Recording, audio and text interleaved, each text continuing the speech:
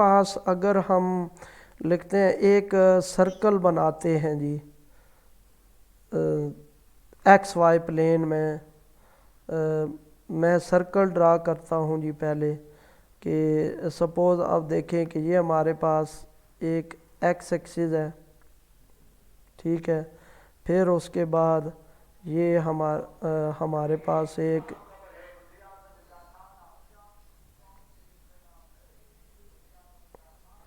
तो ये हमारे पास जी इस तरह ये वाई एक्सिस है। अब उसके बाद जी सपोज़ मैं एक इधर ये ओवल शेप है, कोई सर्कल की जी सर्कुलर शेप इधर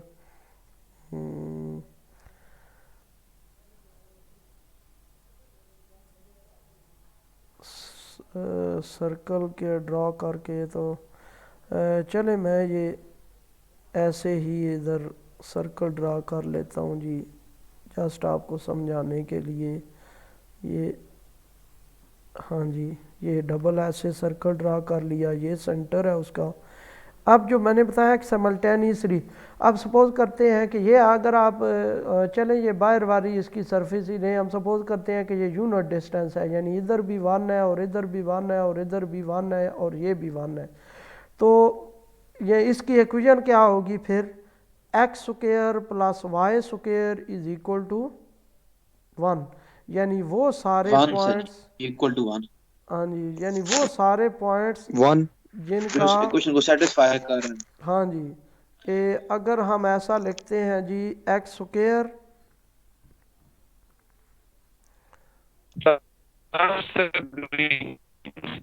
नहीं। अच्छा जी, उसके बाद ये हमने लिख दिया जी, नहीं है जी, यहाँ पे ये आ जाएगा जी एक्स स्क्वायर, इसी तरह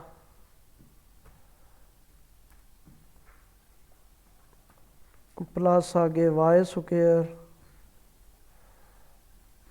और फिर उसके बाद इक्वल टू 1। ये चलें इक्वेशन नहीं लिखते जी इसमें, तो x square plus Y square is equal to 1।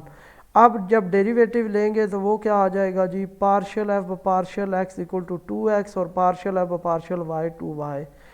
अब दूसरा ये है कि इसका जो पार्शियल डेरिवेटिव्स है, मैंने क्या बताया है, ये बेसिकली टेंजेंट वेक्टर को शो कर रहे हैं, और यानी टेंजेंट वेक्टर किसी भी पॉइंट पे साइमल्टेनियसली ज़ीरो नहीं होंगे। साइमल्टेनियसली कैसे ज़ीरो नहीं होंगे, अब देखें इधर अगर इस पॉइंट को ये आप ले लें तो इस पॉइंट पे अगर इधर से मूव कर रहे हैं तो ये जो टेंजेंट वेक्टर बनेगा ये इस डायरेक्शन में बनेगा। अब देखें ये जो टेंजेंट वेक्टर है इसका सिर्फ ये हॉरिजॉन्टल कंपोनेंट है, वर्टिकल कंपोनेंट नहीं होगा। इसी तरह अगर इस पॉइंट को ले लें तो आप देखें कि इस पॉइंट पे जो टेंजेंट वेक्टर है वो इस तरह सर बनेगा। इसका, अब इस पॉइंट पे जो ये टेंजेंट, हाँ जी, इस पॉइंट पे जो सर टेंजेंट वो जो वेक्टर है आपने ऊपर वाला टेंजेंट वेक्टर ड्रा किया पहले वाला सर, ये वाला जी, उसका सर दूसरा क्यों कैसे नहीं होगा सर? क्योंकि ये वाई ये एक्स एक्सिस ओरिजेंटल पे है है ना, सर। हॉरिजॉन्टल है ना, यानी ये बिल्कुल सर टेंजेंट जी। वेक्टर ये है कि उसका वर्टिकल कंपोनेंट तो नहीं है, लेकिन उसके मुकाबले में ये जो है, ये ये जो टेंजेंट वेक्टर है, अगर इधर से हम मूव कर रहे हैं तो इस टेंजेंट वेक्टर के दो कंपोनेंट्स होंगे। कौन कौन से, एक उसका ये हॉरिजॉन्टल कंपोनेंट हो गया ये, और दूसरा उसका ये वर्टिकल कंपोनेंट हो गया ये वाला। तो दो कंपोनेंट्स इस टेंजेंट वेक्टर के आगे, एक हॉरिजॉन्टल और एक वर्टिकल। लेकिन आप देखें इसी तरह यहाँ पे अगर यहाँ पे ये टेंजेंट वेक्टर ड्रा करते हैं इधर इस पॉइंट पे, इस पॉइंट पे ड्रा करते हैं तो टेंजेंट वेक्टर ये है। अब इस टेंजेंट वेक्टर ये जो टेंजेंट वेक्टर है ये भी हॉरिजॉन्टल है एक्स एक्सिस में। अगर इस पॉइंट पे टेंजेंट वेक्टर ड्रा करते हैं तो वो टेंजेंट वेक्टर इस पॉइंट पे ये बनेगा। अब ये भी टेंजेंट वेक्टर ये सिर्फ वर्टिकल कंपोनेंट है, हॉरिजॉन्टल कंपोनेंट इसका नहीं है। तो इस तरह यानी कि किसी भी सर्कल के किसी भी पॉइंट पे देखें तो वो सर्कल के किसी भी पॉइंट पे हमारे पास इसका जो टेंजेंट वेक्टर है वो ज़ीरो नहीं होगा, या तो उसके दो कंपोनेंट्स आएंगे और या कोई एक कंपोनेंट ज़रूर उसका आएगा पूरे सर्कल के पॉइंट्स पे। यानी ये वो कंडीशन जो हम डिस्कस कर रहे थे, ये वो कंडीशन है जो हम कह रहे हैं कि यस सर, एक फंक्शन। लाजमी आएगा सर। हाँ जी, दो एक आएंगे किसी, लेकिन एक लाजमी आएगा। एक लाजमी आएगा जी, ये हम डिस्कस कर रहे थे, ये वाली कंडीशन इसमें कि एक कंपोनेंट हमारा साइमल्टेनियसली दोनों ज़ीरो नहीं हो सकते। और फिर इस कर्व को क्या कहते हैं, एक सिंगल या दो कर्व में स्प्लिट किया जा सकता है। अब इसकी एग्जांपल देखें जी। एग्जांपल हमारे पास इसकी जो एग्जांपल है जी, इधर नहीं लिखी हुई, मैं बुक से आपको बताता हूँ जी। एग्जांपल आप देखें, सपोज एग्जांपल क्या है कि X square plus Y square is equal to are square इसका circle of radius R centered at the origin, कि ये जो सर्कल है रेडियस आर का जिसका सेंटर ऑरिजिन पे हो, रेडियस आर हो, तो वो एक सिंगल कर्व ही बनेगी ना, जिस तरह अभी हमने बनाई है ये, वो एक सिंगल कर्व बनेगी इस तरह की, एक सिंगल कर्व बनेगी, एक सिंगल ही पीस होगा, ये क्लोज्ड कर्व होगी। और लेकिन दूसरी जो एग्जांपल है hyperbola C is equal to x square minus y square is equal to are square, इसमें भी देखें कि डिस्टेंट फिक्स है, आर स्क्वायर के इक्वल है, लेकिन ये जो कर्व है ये दो पार्ट्स में स्प्लिट हो रही होगी, एक इसकी ये ब्रांच बन रही है और एक इसकी ये ब्रांच बन रही है, दो ब्रांचेज इसकी बन रही हैं। ये दो एग्जांपल्स हो गई, यानी ये दोनों वो कंडीशन C1 और सेटिस्फाई C2 कर, सर। हाँ जी C1 और C2, यानी ये दोनों कंडीशंस वो सेटिस्फाई कर रही हैं। क्या कौन सी, ये दोनों जो एग्जांपल्स हैं, एक तो ये कि फंक्शन जो है उसके सारे पॉइंट्स ऐसे पॉइंट्स लें जिनका जो डिस्टेंस है वो एक फिक्स डिस्टेंस हो, यानी उनका आंसर जो है वो फिक्स एक नंबर आ रहा हो। दूसरा, उनके जो पार्शियल डेरिवेटिव है वो साइमल्टेनियसली ज़ीरो ना हो। आगे जी, every curve C is the root of many regular curve called parameterizations of C, यानी हर कर्व जो सी है वो बहुत सारी रेगुलर कर्व्स का रूट हो सकता है, यानी बहुत सारी जो रेगुलर कर्व्स है। अब रेगुलर कर्व की हमने डेफिनेशन पढ़ी है, क्या डेफिनेशन है जी, कि रेगुलर कर्व एक ऐसी कर्व होती है जिसके हर पॉइंट पे जो डेरिवेटिव है वो ज़ीरो ना हो, उसका जो टेंजेंट वेक्टर है वो ज़ीरो ना बन रहा हो।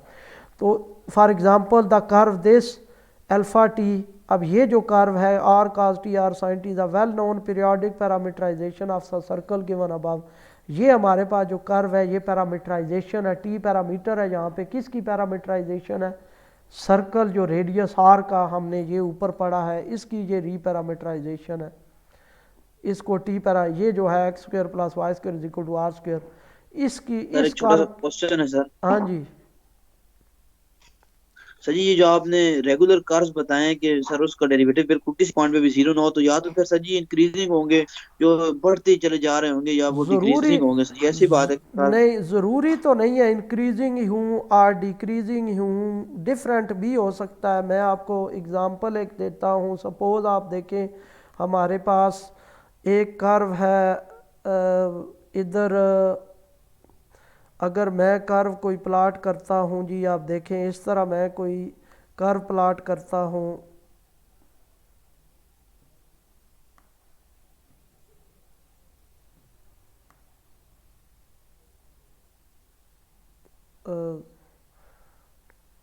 अब ये जो कर्व है सॉरी यहाँ पे ये, अब ये जो कर्व है, अब देखें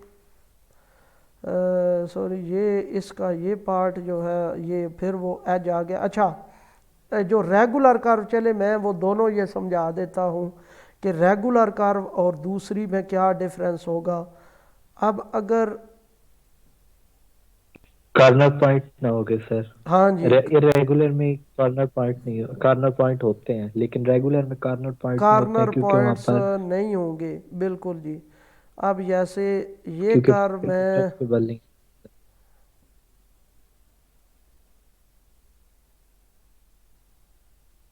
अब ये अब जहाँ तक जो कर्व है, अब देखिए ये रेगुलर कर्व नहीं है। क्यों रेगुलर कर्व नहीं है?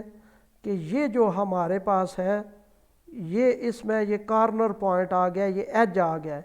तो ऐसी कर्व, अब ये रेगुलर कर्व नहीं है, लेकिन इसके अकॉर्डिंग अगर इसका सिर्फ ये पार्ट ले लिया जाए यहाँ से लेके यहाँ तक, तो ये एक रेगुलर कर्व है। क्यों रेगुलर कर्व है? यहाँ से यहाँ तक देखें तो कोई इसमें एज नहीं आ रहा। जब कोई एज नहीं आ रहा तो ये फिर यानी इसके हर पॉइंट पे वो उसका टेंजेंट वेक्टर बन रहा होगा। तो ये फंक्शन इंक्रीजिंग तो नहीं है, इंक्रीजिंग या डिक्रीजिंग। इसी तरह अगर इसी जिस तरह मैंने पहले फंक्शन बनाया था, बिल्कुल सही। तो अगर एजेस उसमें शामिल कर लें तो फिर तो वो डेरिवेटिव जीरो हो जाएगा ना सर जी। कोने पे जहाँ दो मिल रही है सर जी लाइनें। बिल्कुल। अब देखें अब ये कर्व देखें,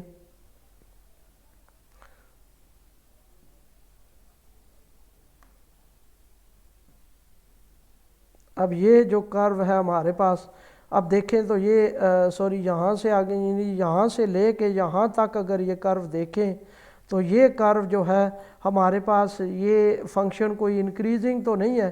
फंक्शन ये इंक्रीज फिर डिक्रीज़ हो रहा है, फिर इंक्रीज़ हो रहा है, यहाँ से आके फिर यहाँ तक ये डिक्रीज़ होता है।